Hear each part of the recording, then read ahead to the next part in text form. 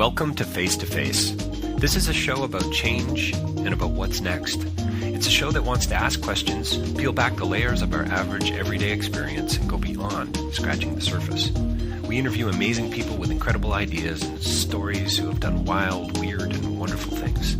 Remember that imagination shared creates collaboration, and collaboration creates community, and community inspires social change. I'm David Peck, and this is Face2Face.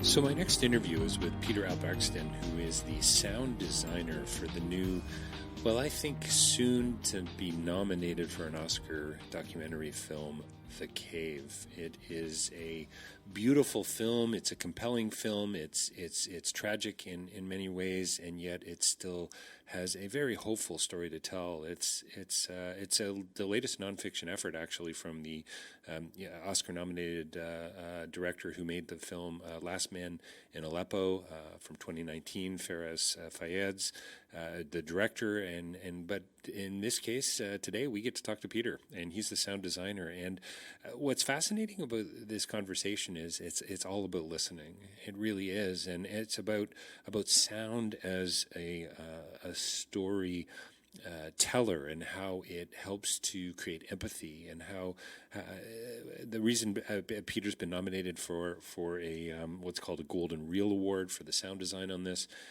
It really does create an extra angle to the tension and to moving the story forward.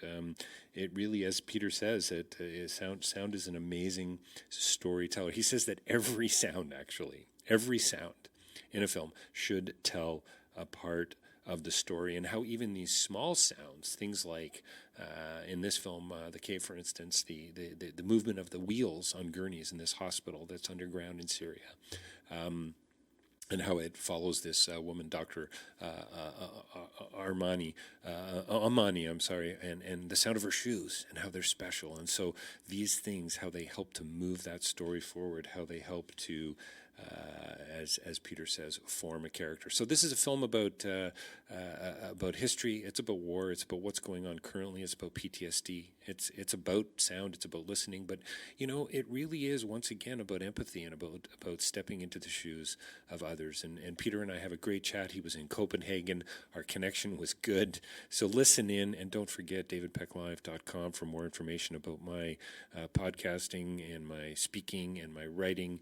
You can find out more there. You can order a copy of Real Change is Incremental. I would love it if you do that. Face2FaceLive.ca for so many more interviews. We're coming up on the last few TIFF interviews that I did from 2019. So many. I think I did about 23, 25 interviews over time. In fact, just The Cave was also at TIFF this past year, 2019 as well. And if you want to advertise with us, you can do that.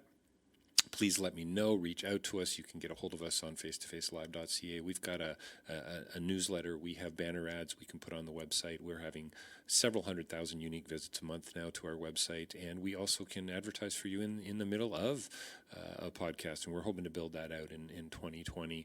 Please share it with your friends, and Patreon. You can support us that way too, if you feel so desired, or so driven and desired, I guess, are a part of that decision on your part.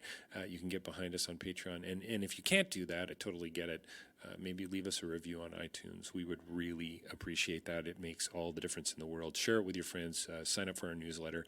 And don't forget rabble.ca too for a whole host of other interviews there. It's a platform where I'm hosted. Face2Face is there. And podcasters, bloggers, vloggers, journalists, writers, people telling news in a way that really matters, and in a different way, in a way that you're not going to hear in mainstream media. But coming right up, interview about empathy, sound, and listening with Peter Albrechtsen and his new film, or the new film, The Cave.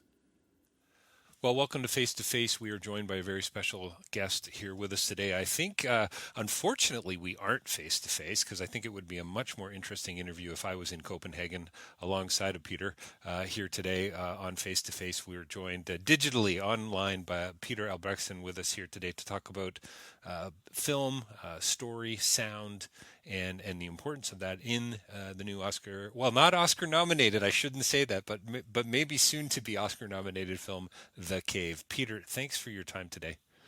Thank you. So Peter, some filmmakers would say I may have jinxed them by already referring to it as Oscar nominated, but I know it's on a short list, and I know that you were nominated recently for, I believe, for the film for a Golden Reel Award. Maybe you can tell us a little bit about that that level of excitement about the nomination, and maybe just give us a little bit of perspective around this film before we actually start talking about the sound of war and contrast and juxtaposition and recreating sounds and so on, and how important it is to tell a story well.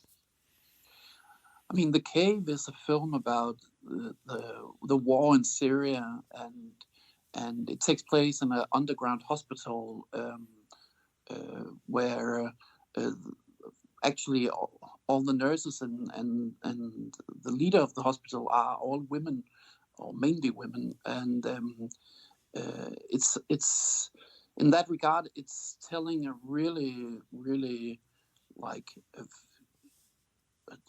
scary story about war, and I mean, for me, like an incredibly moving film. Even after having watched it all these times, I still get moved when I watched it. And it's, for me, it's so important that the world gets to see this, because it seems like the media around the world has pretty much forgotten about this terrible war that's going on in Syria.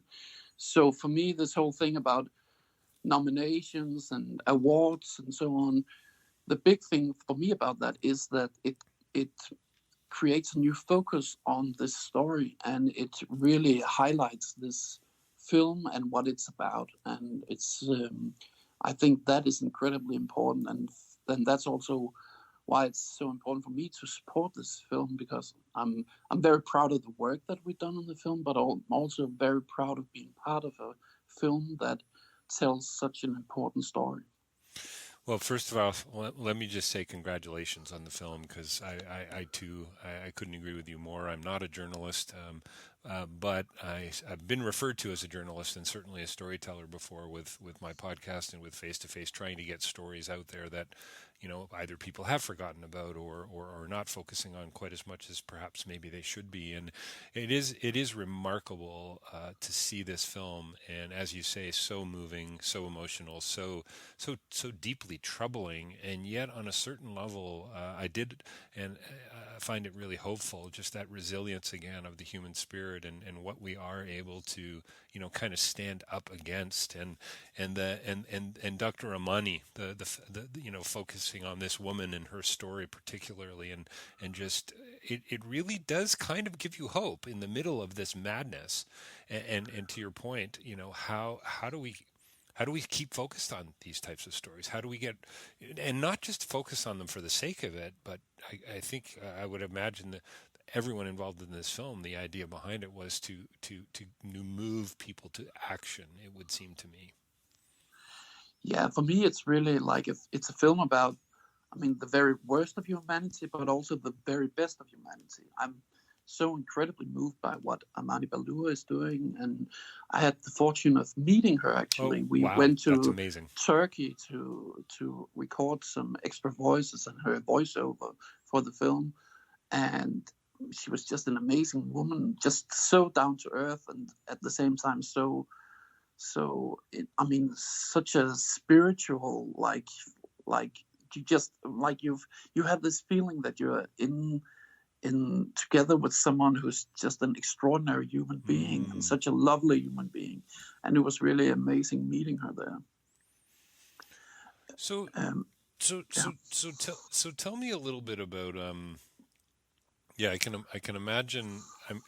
Because you wouldn't have been on. I was going to say on set, but you weren't there for the filming of this. The work that you do largely is done in post for the most part, is it not? In post-production? Yeah, exactly. So especially for a film like this, it was the three photographers and no one else. So there weren't even a sound recordist on. They just recorded sound directly to the cameras. So I mean, the way that this was shot, it's like, for me, it's incredible that it's even possible to, I mean, physically possible to do this. And they had to smuggle the material with, I mean, they uploaded to a satellite, and that was then downloaded here in Europe, in Denmark, where we're based and where the director is based. I mean, the way everything that had to be done to make this film possible, it's just so crazy, and it's I mean, in many ways I feel that just that in itself is almost like such a big thing. It took so much work to just get it physically, I mean, shoot the film and get the material out of the country. Yeah, remarkable. I had no idea about the uploading of the footage and so on. I guess there would be a concern about it being damaged or lost or stolen or what. I mean, I would think that would be a factor for sure from a storytelling perspective. The director and the cinematographers themselves must have been pretty stressed out about that, I would think, most of the time. One of the things, Peter, I've heard about this film, not only about the sound and the design and the importance of that, but also the cinematography. You know, most of what we've seen, I guess, coming out of Syria, and there's been a couple other films this year as well, for Sama and a few others, are largely very journalistic, sort of in nature and tone, with the handheld camera and so on. And this film, though, is so much more. I don't want to say the word intentional, but I feel like that's almost what I want to say. It's crafted in a more intentional way. Does that make sense? Yeah, in a sense it does. I mean, it's definitely more cinematic. Right. For the director Feras Fayyad, he from the very beginning he wanted this to be a subjective experience. Like, he wanted the audience to feel how it felt to be there, not just see how it is there, but to actually feel how it is to be there. So the physical experience of being there, and for him, sound was such an incredibly big part of that. The whole way that sound, especially loud sounds, right, like they almost have a physical effect on your body. They do, yes. So he really wanted the sound to like not just enhance, but really like totally surround the audience, so that you got this experience of being in the cave with these nurses and these victims of war. There's a moment. It's so interesting that you mentioned that, and I'm just trying to look through my notes here. But there's a moment where in the film where Amani covers her ears. There's a bombing sequence that's pretty terrifying, frankly. But there's something about this the sound of it, and she talks about how that she can almost hear the war, that she can almost hear the bombings, even though the bombings aren't even happening, or at least that's what I took away from it. And what it made me think of, Peter, was the deep emotional impact of sound in a setting like that, in a situation like that, and how it would go on to affect you for the rest of your life. The PTSD, like the shell shock, like nature of it, right? Which is so rooted in sound. I mean, the director Feras, he has been imprisoned in Syria and tortured in Syria for doing his work before he became a refugee and came here to Denmark and Europe, and he talks very much about like sound as a traumatizing thing. Like sound is not just the sound you hear. Sound is something that like goes inside your body and inside your mind and unveils all the traumas that you had. And for him, like these bombings and the jets and the warfare, for him, it was really like important to recreate this feeling of the traumatizing feeling of sound. And that was really hard to do that because, I mean, one thing is the aspect of trying to create that feeling, because I then got hold of all these actual recordings of the Russian jets and the warfare in the streets and the shootings and so on, but building on top of that so that you could really get this intense physical and emotional experience from sound was really something that we spent a lot of time on. And it's actually quite interesting. The nurse and cook in the film, Samaher, she watched the film and she said, "This is exactly how it sounds in the cave." Wow. So for her, that was, I mean, that was the greatest compliment we could get, I think. Like, we actually managed to recreate this intense, like, physical, emotional sonic experience of experiencing that place. It's so amazing. Clearly, as a sound designer, you've been thinking about these things all your life, and your career is dependent on it, and you must see the world and hear the world. I guess I was going to say see the world through a particular lens, but you hear the world through, I guess, a particular filter.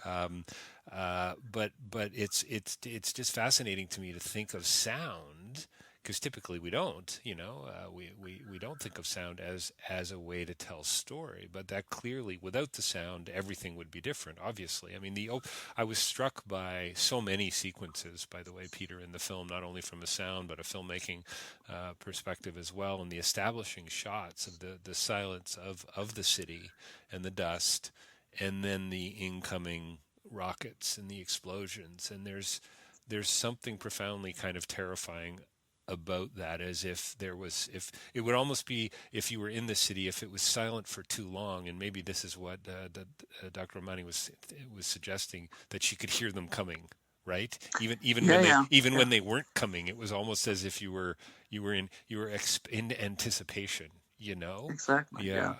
She talks about being hypersensitive to That's sound, right.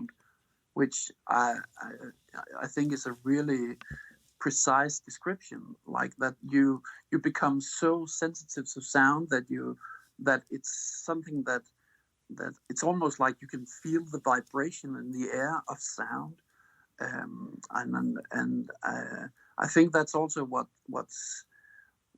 we worked a lot on in the film, was to make this wall, to give it this feeling of realism, but at the same time physicality.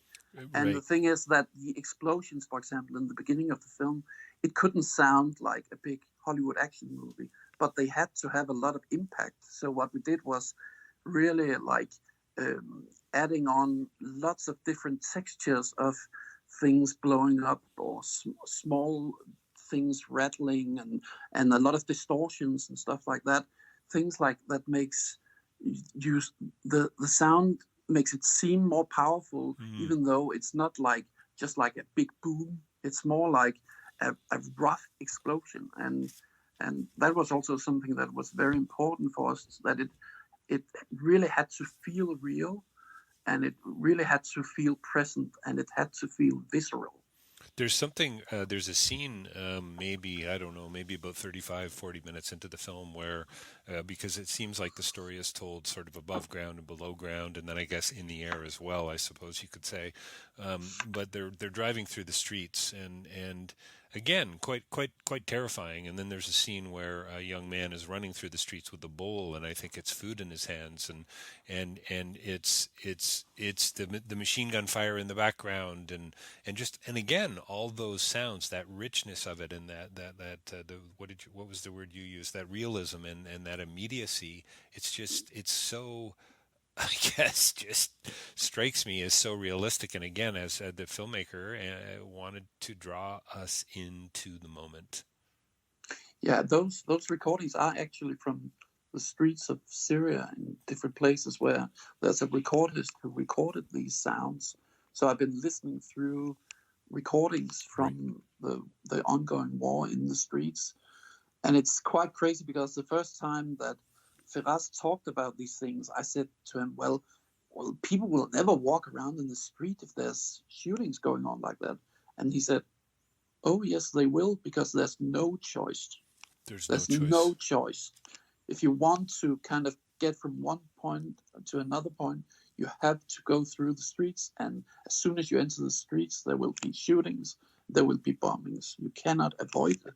You just have to kind of hope for the very best and hope that you're not getting hit. And it's, for me, it was just so terrifying, to get this feeling that that you're so fragile, a fragile human being in the middle of this chaos. And it's incredibly terrifying listening to those recordings. I bet it is. And so when you're collecting sounds like that for the work that you're doing, I guess I would imagine from a realism perspective and a storytelling perspective, you want to use as much as you can from the film being made and from the time on the ground, but you're also collecting and borrowing and using from other places as well. Is that not right? Yeah. So I spent a lot of time researching on just getting all the proper sounds. So all the right jets, all the right bombs, all the right gunfire, the right hospital machinery. All these. Even the wheels moving on a gurney, for instance, or exactly. Yeah. That sound was actually something that I recorded in Copenhagen at a hospital here. But it was a sound that Amani had talked about, that the sound of the gurney is coming in, and for her that was really like the beginning of hell, and that's how she said, like, that this is when you just know that when the gurneys are coming in like that, right, then it's the beginning of a descent into like a really dark place. So that sound had to be very special, and so I went to record that, and it's one of those sounds that in the film is really like highlighted, and yes, also almost gets it's unnatural perspective, but at the same time it's natural for them because that's how they experience it. Peter? Do you remember the TV show MASH that was made on the film with the old film MASH, Korean War? Donald Sutherland was in the original film. Anyway, they went on to make this TV series for many, many years, and there was a character in the show called Radar, and Radar could hear the choppers before anyone else.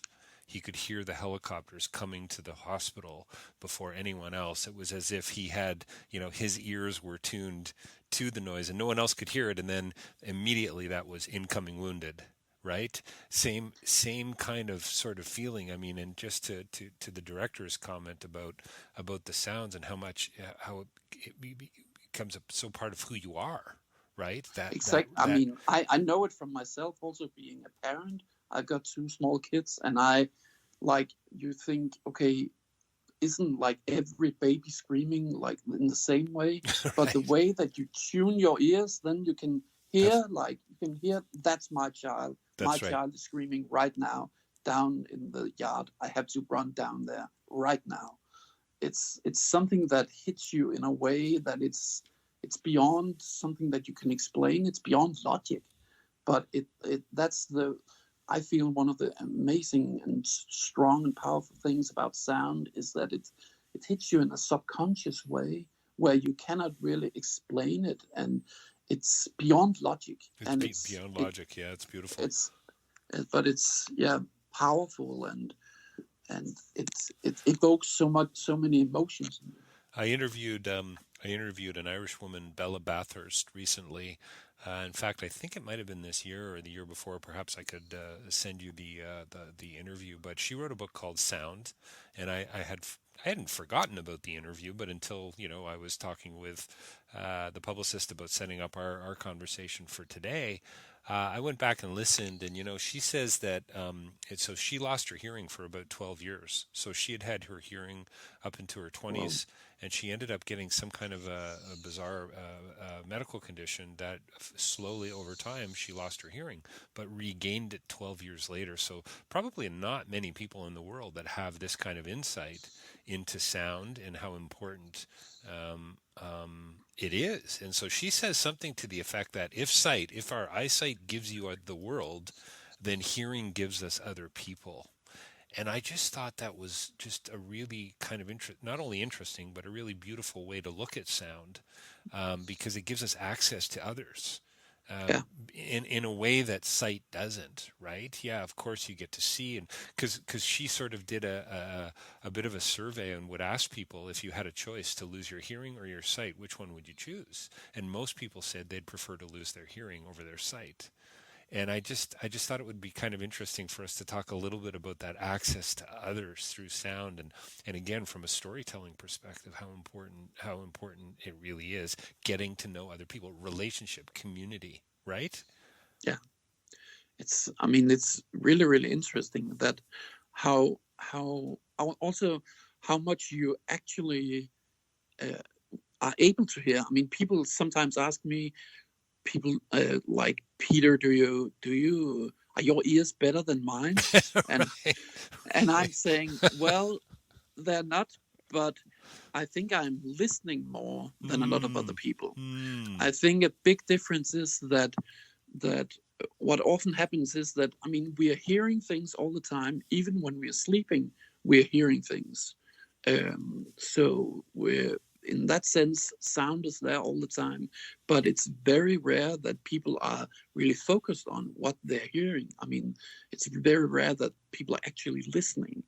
And it's, for me, it's just very evident also in the whole culture that we have, that we live in such noisy times where there's so much noise going on all the time. And it's because I think that for many, many years, we haven't, as a species, been aware of how much sound influences on also just our psychological health, that it really has a big influence on us.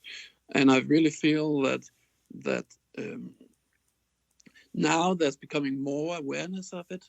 And it's interesting how that has also changed. I feel that the way that we're slowly becoming more and more aware of sound. There's podcasts, there's more culture about sound, there's more focus on sound in movies, and there's more focus on sound quality.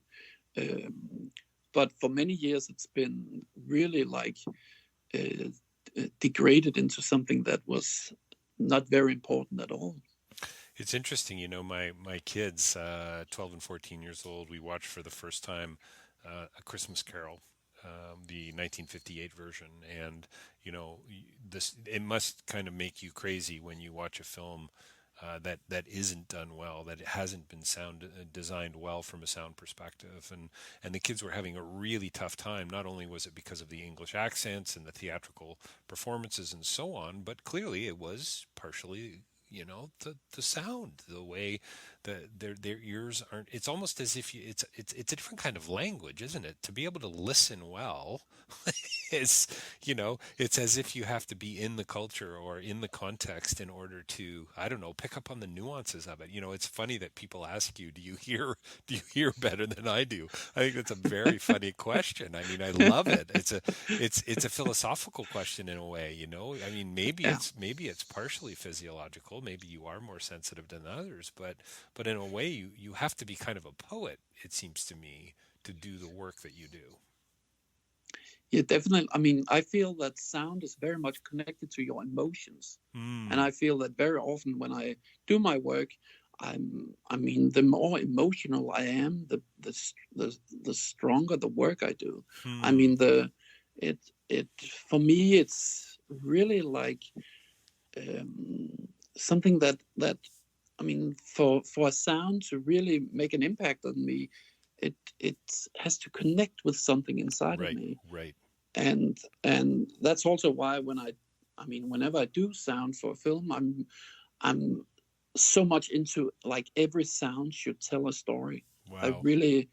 I really want to make sure that every sound tells the right story. So, for example, like in the cave, Feras was talking about, okay, the sound of Amani's shoes, that they have a special sound. Wow. Because he could remember that from when visiting her and meeting her, that the way her steps sounded had a specific sound. So something like that I find is really interesting, because it's about like how small sounds form a character and form a story, and that's something that I mean, the more aware you are of that, the stronger the sonic storyteller you are, but also I think the more you're connected to emotions in yourself. And I feel that the more I mean, when you're like, if you go out somewhere together with a good friend or someone you love, and you're just sitting in the dark and listening, that's an extremely intimate experience. It's very, very emotional. And especially also when you're able to hear small sounds together, it's something that you almost never do. But whenever you can like hear the breath of someone else, it's a very powerful experience, and it's such a small sound.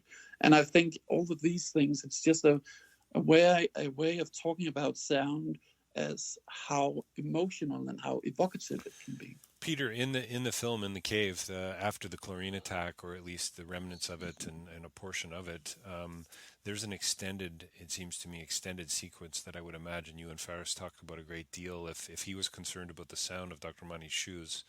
And what a beautiful phrase, how small sounds form a character.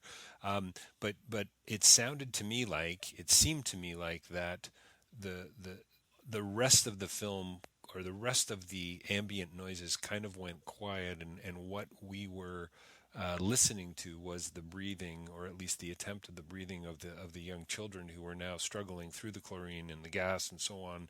And it's as if you chose to mute the rest of the hospital. Did I hear that right? Did I watch that? Did I see that right? Did I experience that in the way that you were hoping I would? You're totally right about that. That there is that kind of development in the sound for that sequence, that it goes into a more abstract place. Abstract. That's the word I was looking for. Yeah. Yeah. I mean, and for me, there's a point in that sequence where I just couldn't take anymore. It was so hard. It's so emotionally draining. But at the same time, you need to see it. And I felt that at that point that it no longer made any sense to be realistic or listen to how things actually sounded. But it had to be like a more abstract feeling of experiencing this terrible, terrible place and this terrible situation. And for me, using this more abstract sound of a breathing machine, like do you call it a respirator, or respirator? Sure, yeah. Like that the whole soundscape slowly turns into this. For me, that makes that sequence turn into something where you as an audience can reflect on what you're seeing and how terrible this is, instead of just like being constantly bombarded and overwhelmed by the reality. I mean, at that point, you don't need to be told anymore that this is going on. Right. At that point, you need to reflect on why is this going on. And I think that's something that sound can do. That sound can move you from like a point where you witness things into a point where you reflect about things. And it's something that we do a lot in the cave, actually, like going from something that is very reality-based and you're really there and it's very gritty and it's very real. And then we slowly move into a more subjective experience where you're there together with the characters, but you're also able to reflect about the terrible situation that's going on. And I find that kind of sonic development really like mandatory almost for a film like this, because I feel like that creates a depth to the emotional reaction that you have for the film. It's oh man, so much to talk. It's amazing, so wonderful. Do you feel like there's more of an, I love the phrase mandatory sonic development. That's going to be the title of a book you're going to write one day, Peter. That's so cool. That's so amazing. But do you think that as we tell more stories, we get more of our news through documentaries, and obviously as narrative filmmaking, with $100 and $200 million budgets, they can spend a lot of money on sound, but documentary storytellers and documentarians don't have those budgets usually. And yet equipment, I guess, is getting better along the way. How important is it clearly you think it's important, we get that, but from a documentary's perspective, is it more important, would you say, in some cases? Will the film have more of a impact if I'm drawn in this sort of realistic, intimate way? Some of the, I love the way you talk about the hearing, with someone you love and hearing small sounds together. I mean, how does that play out in documentary storytelling? I really feel that there's been a development during like the last 10, 20 years where documentary filmmaking has been much more about filmmaking and not just about journalism. Interesting. And I think that development has really like opened up the scope of documentaries, and I think that's a very big part of documentaries nowadays being such a big phenomenon that you can walk into a cinema and experience a documentary, and it's not just 50 different people sitting there and just talking to the camera, but it's actually it's a visual and sonic experience, and that experience can be in many different ways.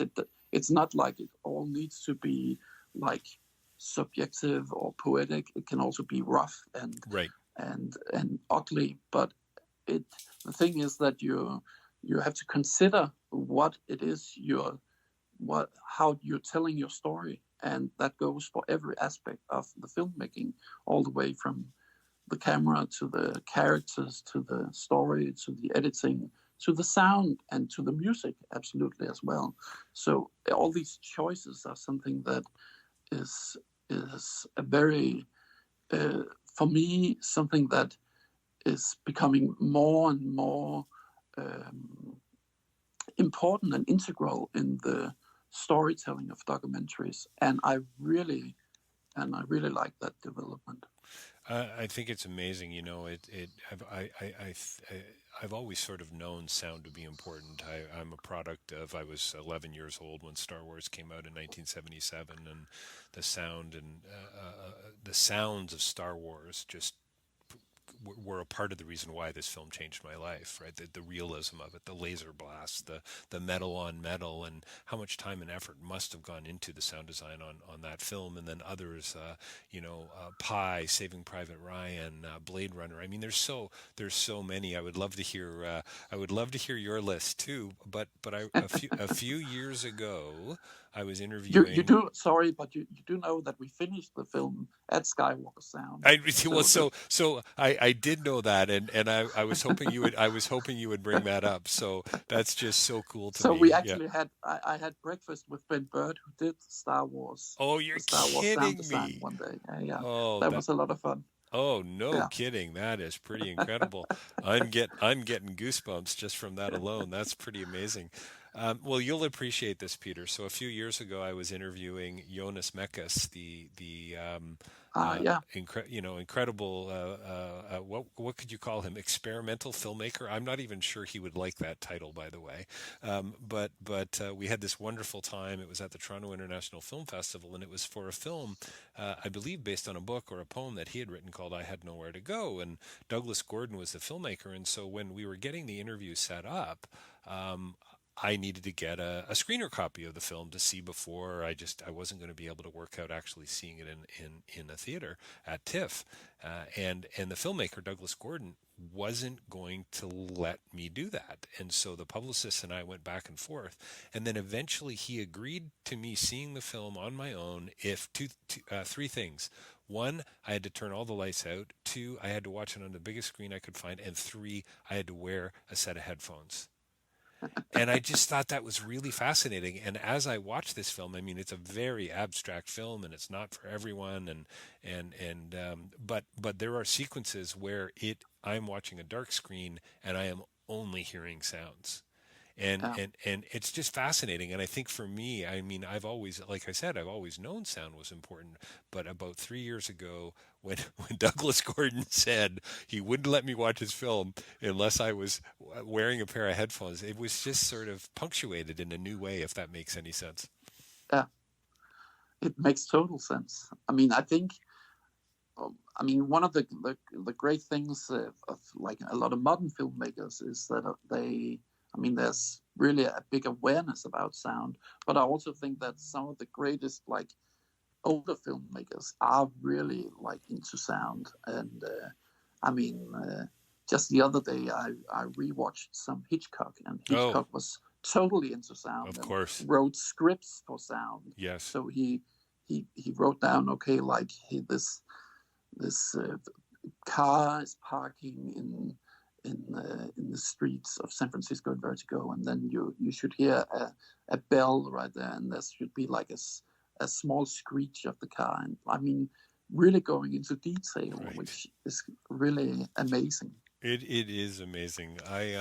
You know what? I am so disappointed that we're going to have to wrap up the interview here. This is one of those interviews, and I was part of the reason why I so love doing podcasts, Peter. I get to meet wonderful people like you, but also I get stretched, and I hope my audience does too. Because I mean, for me, this interview is about a brilliant film called The Cave, and it's about it's about the Syrian war and about resisting, and it's about what people will do to survive and pushing, and it's all about making choices, but it's also about story and storytelling, and how, for me, I hope you can hear the smile, Peter, because for me it's about, I love this mandatory sonic development, this thing that's going to, I hope, help me now, as a podcaster, as a father, as a friend, as a husband, to listen, just a little more closely, and isn't really in some ways that what it's all about. You worked on Dunkirk as well, right? I recorded a boat for Dunkirk. Yeah, there was this boat where these two boys, their father is on, and that boat engine only existed in Scandinavia. So the sound designer got hold of me to record that for him. Oh, that's fascinating.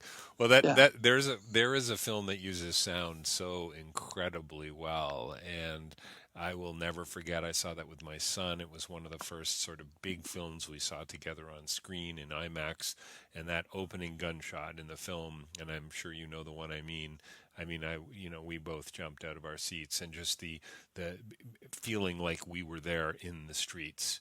I mean, isn't that the beauty of filmmaking and storytelling? What a pleasure chatting with you today, Peter. What's next? I mean, for you, what's on your calendar? I just finished a Danish feature film that takes place during World War II, a drama that's coming out during next year, and then my next thing will be to go to LA in January to finish a film called The Killing of Two Lovers that will be in competition at Sundance Film Festival. Wow, amazing. Yeah, well, great. Congratulations to you, and thank you so much for your time today. We've been talking with Peter Albrechtsen about his work on a beautiful, important, and brilliant new film called The Cave, and many, many other things like mandatory sonic development. My new favorite phrase, Peter. Thank you so much for your time today. I really do appreciate it here on Face to Face. Thank you. It was really nice. Thank you.